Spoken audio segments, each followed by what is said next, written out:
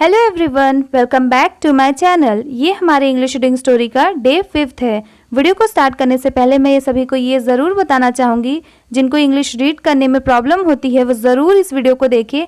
इससे ना सिर्फ इंग्लिश आपकी रीडिंग प्रैक्टिस होगी, बिल्कुल आपकी इंग्लिश प्रोनाउंसिएशन भी बहुत स्ट्रांग होगी। और आपको जिनको इंग्लिश पढ़ने तो आता है पर बोलने नहीं आता, इससे आपकी बहुत इम्प्रूवमेंट होगी। सो वीडियो को पूरा एंड तक ज़रूर देखें। मैंने लास्ट में हमें इस कहानी से क्या सीख मिलती है मैंने ये भी बताया है, इसलिए वीडियो को पूरा एंड तक ज़रूर देखें। पहले हम कहानी के टाइटल को देखते हैं, बैल और गधा। इसे इंग्लिश में कहेंगे, बैल को इंग्लिश में कहते हैं ऑक्स और गधा को इंग्लिश में कहते हैं डोंकी। मतलब ऑक्स एंड डोंकी, बैल और गधा।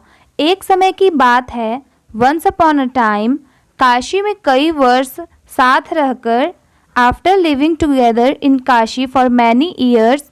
एक समय की बात है, काशी में कई वर्ष साथ रहकर, once upon a time after living together in Kashi for many years, दो पंडितों ने धर्म और शास्त्रों का अध्ययन किया।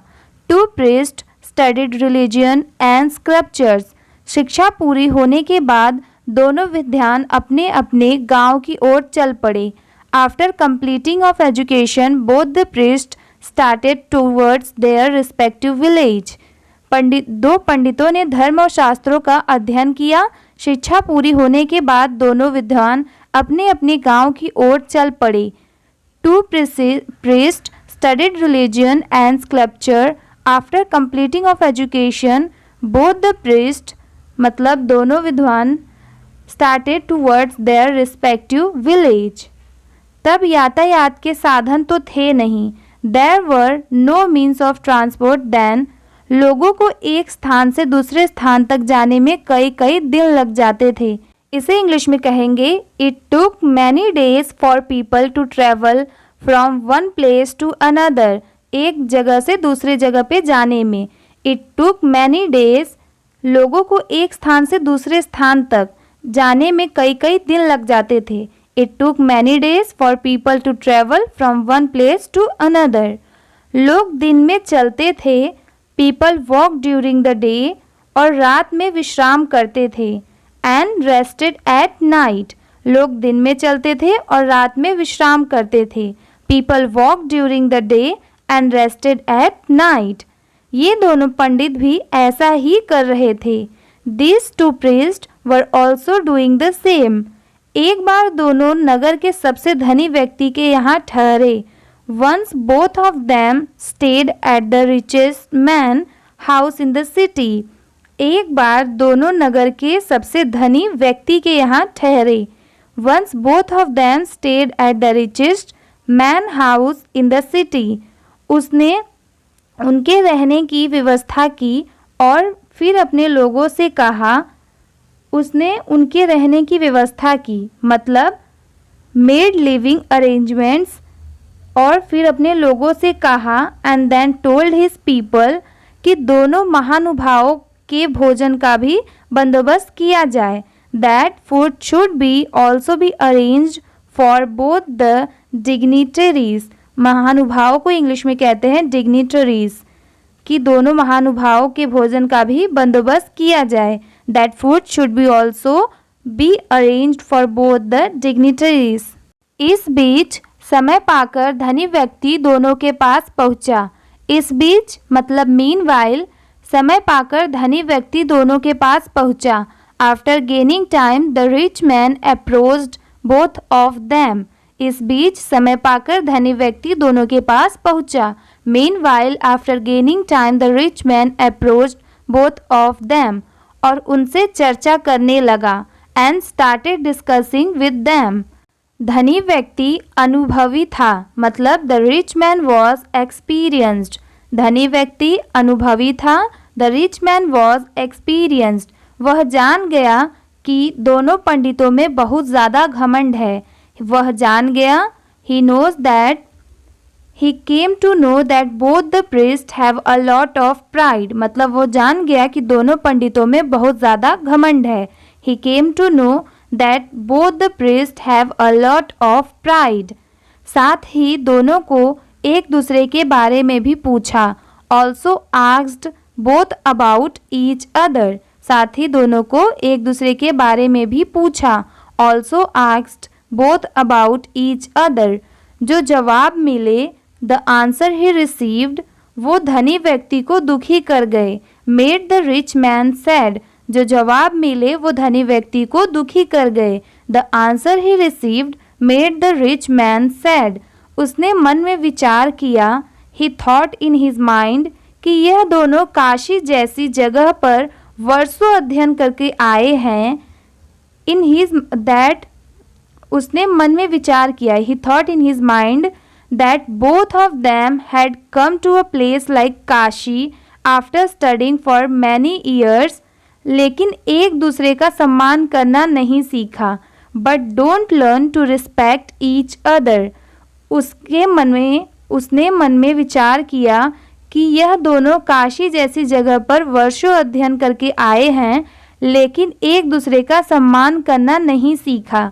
He thought in his mind that both of them had come to a place like Kashi after studying for years, but don't learn to respect each other। बहरहाल मतलब anyways, भोजन का समय हो गया था। Anyways, it was time for dinner। धनी व्यक्ति ने दोनों को बड़े आदरपूर्वक भोजन कक्ष में बुलाया। The rich man respectfully invited both of them into the dining room। धनी व्यक्ति ने दोनों को बड़े आदरपूर्वक भोजन कक्ष में बुलाया। The rich man respectfully invited both of them into the dining room। एक थाली में भूसा परोसा। In one plate served straw। भूसा means straw। इंग्लिश में भूसा को कहते हैं straw। एक थाली में भूसा परोसा। In one plate served straw।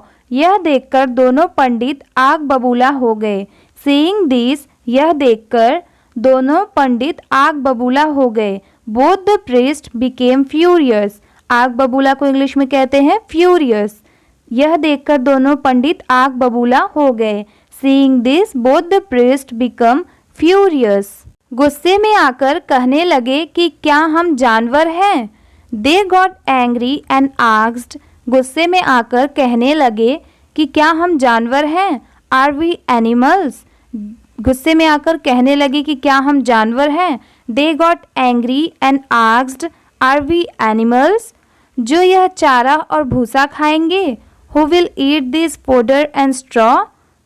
चारा को इंग्लिश में कहते हैं fodder, FODDER fodder।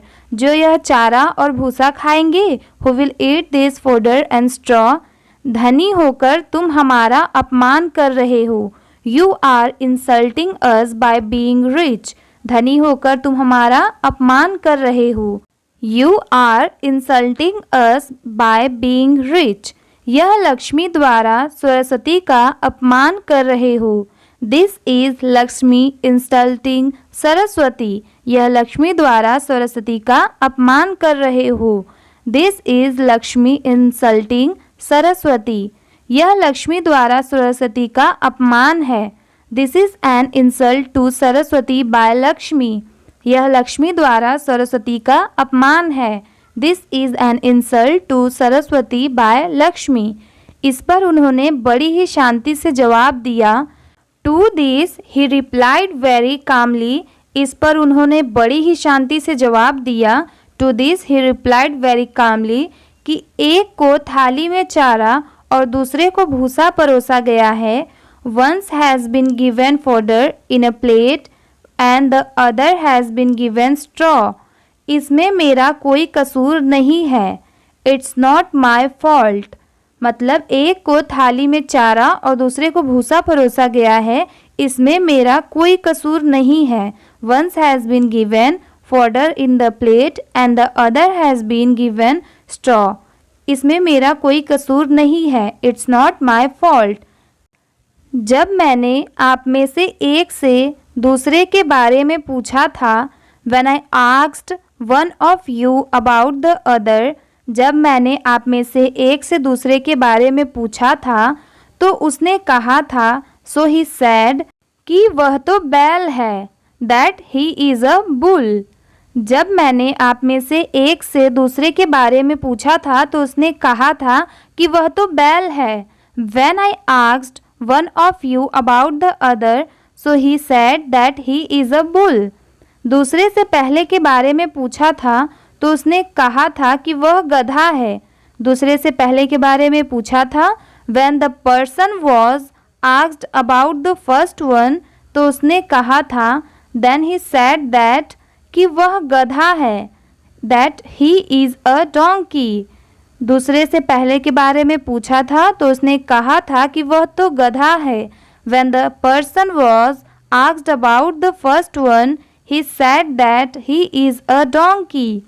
आप दोनों ने ही एक दूसरे को बैल और गधा बताया. Both of you called each other a bull and a donkey. आप दोनों ने ही एक दूसरे को बैल और गधा बताया. Both of you called each other a bull and a donkey. तो मैंने उसी हिसाब से चारा और भूसा थाली में परोस दिया. So I served the fodder and straw in the plate accordingly. तो मैंने उसी हिसाब से चारा और भूसा थाली में परोस दिया. So I served the fodder and straw in the plate accordingly. इतना सुनते ही दोनों ज्ञानियों की आंखें खुल चुकी थी. On hearing this, इतना सुनते ही दोनों ज्ञानियों की आंखें खुल चुकी थी. The eyes of both the wise men opened wide. On hearing this, the eyes of the both wise men opened wide. इतना सुनते ही दोनों ज्ञानियों की आंखें खुल चुकी थी. उन्हें अपनी गलती का एहसास हो गया था. They realized their mistake. उन्होंने उनसे क्षमा मांगी. He apologized to them. एक दूसरे के प्रति ऐसी सोच रखने के लिए खेद भी जताया. And expressed regret for thinking like this towards each other. उन्हें अपनी गलती का एहसास हो गया था. They realized their mistake. उन्होंने उनसे क्षमा मांगी. एक दूसरे के प्रति ऐसी सोच रखने के लिए खेद भी जताया. He apologized to them and expressed regret for thinking like this towards each other. इस कहानी से हमें यह सीख मिलती है कि व्यक्ति में कितना भी ज्ञान आ जाए उसे घमंड नहीं करना चाहिए. साथ ही दूसरों के प्रति बुरे भाव नहीं रखने चाहिए. इसमें the moral of the story is no matter how much knowledge a person acquired, he should not be proud. Also, one should not have bad feelings towards other. व्यक्ति में कितना भी ज्ञान आ जाए, no matter how much knowledge a person acquires, उसे घमंड नहीं करना चाहिए. He should not be proud. साथ ही दूसरों के प्रति बुरे भाव नहीं रखने चाहिए. Also, one should not have bad feelings towards other. Thank you for watching. If you like this video, then do like, share and subscribe.